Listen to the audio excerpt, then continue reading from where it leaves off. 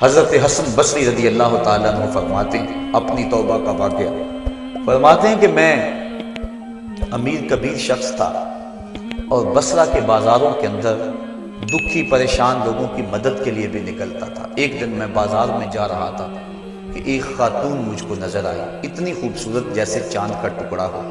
میں نے مسلسل اس کی طرف دیکھنا شروع کر دیا۔ اس نے کہا اما تستحی، تجھے حیا نہیں آتی، مجھے دیکھے جا رہے ہو؟ کہتے ہیں میں نے کہا ممن، کس سے حیا کروں؟ تو اس عورت نے کہا فمن یعلم خائنۃ الاعین وما تخفی الصدور، اس سے حیا کرو جو دلوں کے بھید جانتا ہے، جو آنکھوں کی خیانت کو جانتا ہے، اس سے حیا کرو۔ کہتے ہیں یہ بات تو بہت بڑی تھی، لیکن اس کا حسن ایسا تھا کہ مجھے اس کے باوجود اس کی طرف رغبت رہی اور میں مسلسل اس کو دیکھتا رہا۔ اس نے پھر مجھے کہا کہ کیا معاملہ ہے کہ تم میری طرف دیکھنا چھوڑتے نہیں ہو، کون سی چیز پسند آئی؟ تو کہتے ہیں میں نے اس کو کہا کہ تیری جھیل سی آنکھوں میں ڈوبنا چاہتا ہوں اور یہ میرے لیے ایک باعث کشش ہے۔ اس نے کہا تم رکو، شاید تمہارا مطلوب پورا ہو جائے۔ میں وہاں رکا اور وہ اپنے گھر چلی گئی۔ تھوڑی دیر کے بعد اس کی خادمہ تشت کے اوپر کپڑا ڈالا ہوا ہے اور میرے طرف بڑھایا۔ کہتے ہیں میں نے جب کپڑا اٹھایا تو اس کے اندر اس کی دو آنکھیں تھیں اور اس کے اوپر لکھا ہوا تھا کاغذ کے ٹکڑے پہ لا اريد عینا یفتتن بسببها احد، میں ان آنکھوں کو رکھنا ہی نہیں چاہتی جس کی سبب سے ایک مومن فتنے میں پڑ جائے۔ کہتے ہیں کہ میں نے اپنی داڑھی کو پکڑا اور زاروں کے تار رونے لگا۔ میں نے کہا اے حسن بصری، تو اس عورت سے بھی گیا گزرا ہے؟ اتنا خوف اس کے سینے کے اندر؟ کہتے ہیں میں داڑھی کو پکڑ کے زاروں کے تار رویا اور گھر چلا گیا۔ ساری رات میں نے توبہ میں گزارا۔ جب صبح کا سفیدہ طلوع ہوا میرے دل میں خیال آیا جس نے اپنی آنکھیں وار دی اس سے بھی تو معذرت کر رہا ہوں، اللہ سے تو معافی مانگی۔ کہتے ہیں کہ میں صبح اٹھا اور جب اس عورت کے گھر کے دروازے کے قریب پہنچا تو اس کا جنازہ نکل رہا تھا۔ میں پھر بڑا پریشان ہوا، واپس آیا، سارا دن مشکل میں گزارا۔ رات جب میں سویا تو وہ عورت مجھے خواب میں ملی۔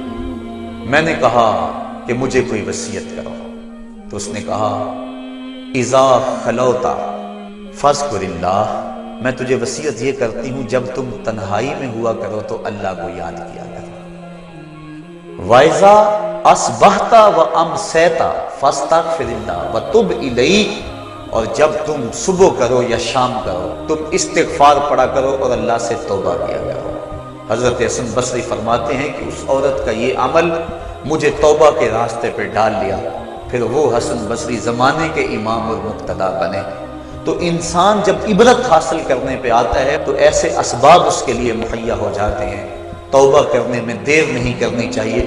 بعض بات بندہ سوچتا ہے کہ ابھی میرے بڑے کام پڑے ہوئے ہیں، جب میں بوڑھا ہوں گا میں ریٹائرمنٹ لے لوں، میں بچوں کی شادیاں کر لوں، بس پھر فراغت ہو جائے گی، بچے کاروبار سنبھال لیں گے، پھر میں ہوں گا، مسجد ہوگی۔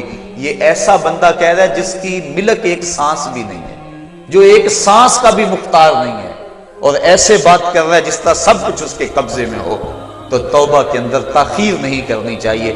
بنی اسرائیل کے اس شخص کا واقعہ آپ کو پہلے بھی شاید میں نے کسی مجلس کے اندر عرض کیا تھا کہ جس کو طول عمل نے برباد کر دیا، اس کی نیکیوں کی وجہ سے اس کو خبر پہنچی کہ اس کی عمر 1000 سال ہے، تو اس نے کہا جب میری عمر اتنی لمبی ہے تو پھر میں عبادت کی بھٹی کے اندر کیوں جلتا رہوں؟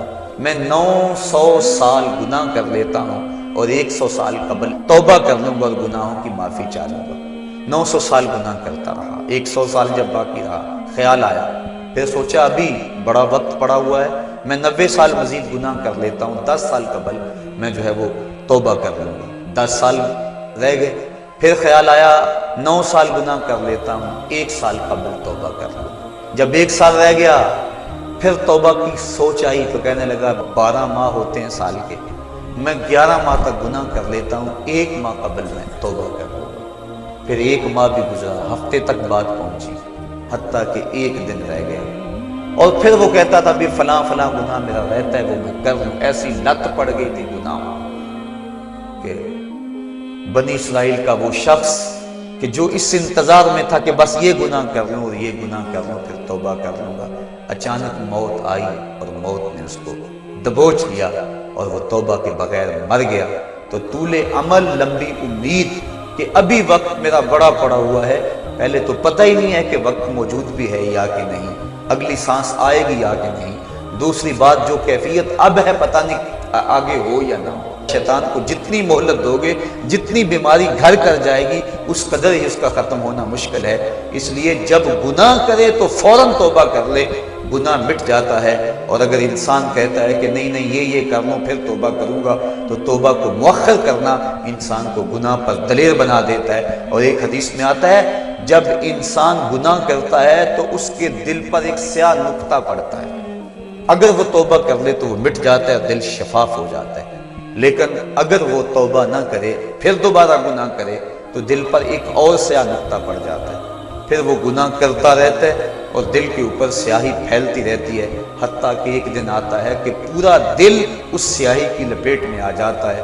اور جب پورا دل سیاہ ہو جائے پھر گناہ کر کے بھی اس کو ندامت اور شرمندگی نہیں ہوتی۔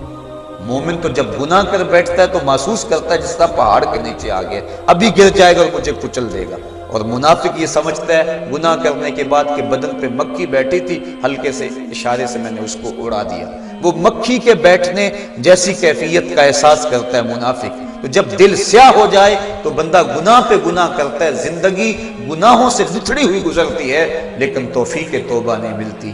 صاحبو، زندگی بیت رہی ہے، ایک ایک لمحہ کٹ رہا ہے، ہم لمحہ لمحہ موت کے قریب ہو رہے ہیں، ہم سمجھتے ہیں ہم بڑے ہو رہے ہیں لیکن نہیں، ہم چھوٹے ہو رہے ہیں۔ جب گنتی الٹی شروع ہو جائے کام جلدی زیرو تک پہنچ جاتا ہے، سانسوں کی الٹی گنتی